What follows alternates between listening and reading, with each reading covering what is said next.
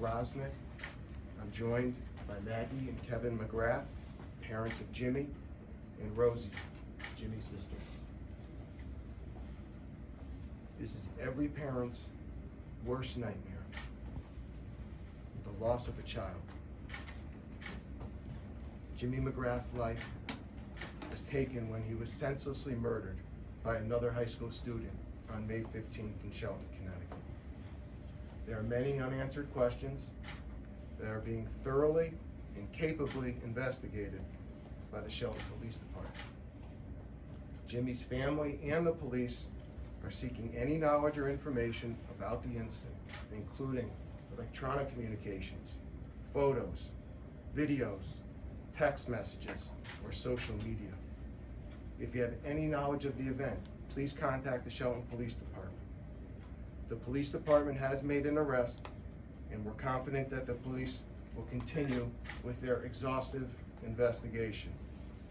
Again, if you or anyone that you know has any information that might be helpful to this investigation, please call the Shelton Police Department at 203-924-1544.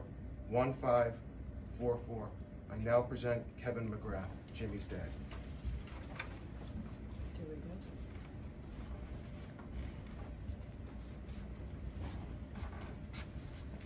Ladies and gentlemen, thank you for your attendance today.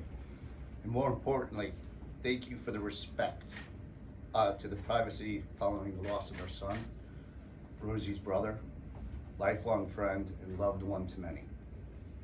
I'd like to extend our gratitude to Detective Bango, Detective McPadden, and the entire Shelton Police Department, who are working tirelessly on this investigation. Officer Pizzanelli, a lifelong friend, and the entire law enforcement community that has assisted in the apprehension of Raul Valley and his accomplices, including the state's attorney's office. This still is an ongoing investigation, so we'll defer any comments specific to the case to the Shelton Police Department or the state's attorney's office. The fate of Raul and his accomplices are in the hands of the criminal justice system, where they should be. We are praying for a full recovery of the three other victims, Tommy Connery, Ryan Hines, Faison Teal. We continue to pray for the families of Matt Horvath and Xavier Zandor, who recently passed unrelated to the events of May 15th. We would like to thank our entire community for your support and your compassion. You are helping us navigate through an unbearable time in our lives. On May 15th, just after midnight, I received a call that every parent dreads. Jimmy was badly hurt and you need to come right away. Upon arrival, I witnessed the police presence, the EMTs, the multiple ambulances. Along with the EMTs, Mike Jardum, a family friend, and Patricia Sullivan, a neighbor who's a nurse, were trying to save Jimmy's life. After a valiant effort, Jimmy succumbed to his injuries. Although Jimmy has passed, what our family has experienced is nothing short of a miracle. Our strength is derived from the support of our community has provided, and the belief that although Jimmy has physically left this earth, his presence in our lives is stronger than ever. We are overwhelmed by the amount of people whose hearts have been touched by Jimmy. His presence is reflected to the multiple pictures since he has passed. To my left, you'll see the sunset on Fairfield Beach with members of the prep community after the prayer services on the Sunday following the incident. We all witnessed at the prep Shelton lacrosse game the rainbow as we spoke, and the number 7 appeared in the sky. There's a prom picture of 7 of the lacrosse teammates wearing white tuxedo shirts, but the shirts appeared in the picture as baby blue. The Valleys and the others responsible for Jimmy's death should be aware of his strong presence as well. Whether it's through Jimmy's love, compassion, or not letting you take the easy way out. I don't care the reason. Jimmy will let me know his reasons when we meet again in heaven. But he is present in your lives, I'll not elaborate, but you know exactly what I mean.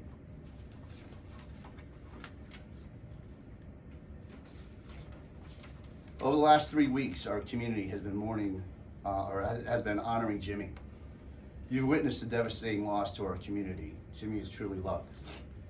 At the Shelton Prep lacrosse game, our Mayor Loretti said this season is a very dangerous time for high school students due to the amount of parties because of proms, graduations, state championships, coupled with the easing of COVID restrictions and the amplification of social media. We call for our community to be more aware of what's going on around them. Our community is mourning the loss of an amazing young man. Our wounds are fresh, our emotions are raw, but we must not let our raw emotions divide our community. Jimmy is a unifier. Raul Valley and his accomplices are the dividers in our community. The reason for the press conference is over the last few weeks there's been a couple isolated incidents where emotions have gotten the better of members of our community. As a family, we appreciate your compassion, your love for Jimmy. We understand the anger that you may be going through. But we caution our friends not to react out of anger, to protect yourself. I mean, this is, the cases, they have the people who did it. So let the criminal justice system take over from here. I ask everyone reflect on the words of Father Brian. Anger is one thing. It is fair to be angry about what happened. In this case, it might even be righteous. But anger is also dangerous. It easily devolves into hate. As I talk about our community, the students, the faculty, the administration, and the alumni of St. Joseph's High School are part of our community. They're mourning Jimmy's tragic death as well. Jimmy has many friends and teammates through Shelton's youth football, Shelton's youth lacrosse, the Riverhawks, the Connecticut Wolves, who attend St. Joseph's High School. 2 of Jimmy's pallbearers' sons play lacrosse for St. Joseph's. The Dunford family helped Bronson organize a team of members at Bronson Country Club to assist in Jimmy's memorial lunch. You may witness St. Joseph's students celebrating their graduation, a victory in one of the state tournaments where they're participating. Let them enjoy their success. They've earned it. More importantly, Raul Valley and the other suspects are responsible for Jimmy's death. They do not represent the St. Joseph's community. And I stress this, in an unrelated incident on Monday, there was an incident at Walnut Beach. Through social media, the situation quickly escalated, as did the events on the night of Jimmy's death. I only mention this because Walnut Beach is a popular destination for all the kids in the surrounding communities, whether it's Shelton, Trumbull, Monroe, Stratford. Our family calls for a time of peace and de-escalation. Raul Valley and his accomplices will be held accountable through the criminal court system.